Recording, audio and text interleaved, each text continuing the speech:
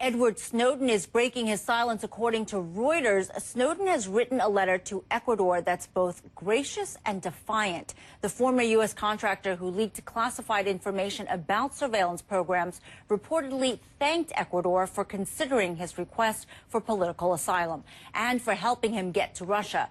Reuters reports that Snowden also blasted the U.S. for illegally persecuting him, and Snowden insisted that he's free to keep leaking documents that serve the public interest.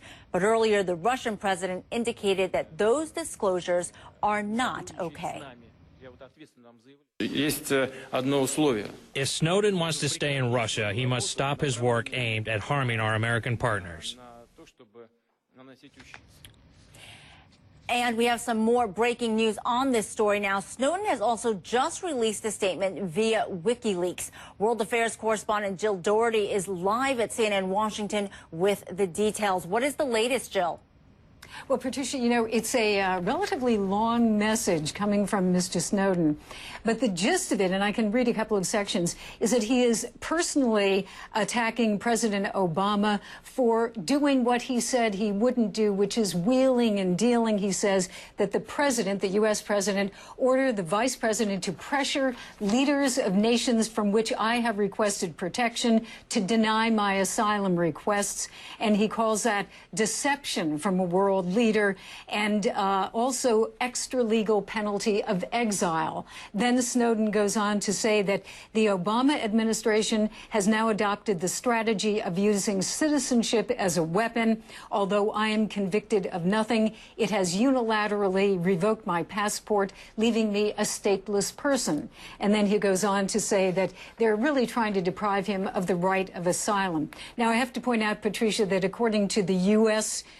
To the State Department, he is not stateless. They have, of course, as we've been reporting, revoked his passport, which is actually a travel document, but he is still legally an American citizen. What they've been saying is, look, we'll give you a travel document back to the United States, where, of course, he would face a court because of these charges, but he is still a U.S. citizen. In any case, Patricia, you know, it is still unclear from Moscow exactly whether or not he's applying for Russian asylum or asylum from Russia. There were conflicting reports from Interfax news agency and also from Novosti, RIA Novosti, saying that, yes, he had. In fact, his lawyer, who's been traveling with him, the WikiLeaks lawyer, had handed over documents asking for asylum from Russia. And then there was a denial of that carried on Interfax. So a little unclear. And also the Kremlin spokesperson for President Putin said, we can't confirm or deny. So at this moment, of course, it's late in Moscow, but it is still unclear whether or not he actually did apply for asylum in Russia.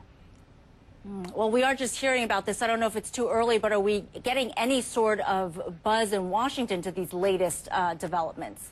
You know, the only reaction that I got from an administration official, is really quoting what the State Department has been saying all along, that he will face justice and he will face, as I say, a fair trial in the United States, but he has to come back. I think the interesting thing that happened today was President Putin saying a couple of different things. Number one, in that sound that you played, Mr. Snowden can stay, although he's not necessarily saying giving asylum, but that he could stay in Russia if he stops these activities that are damaging or hurting the partner of Russia, which is the United States. And then he even added, that may seem strange coming from my lips.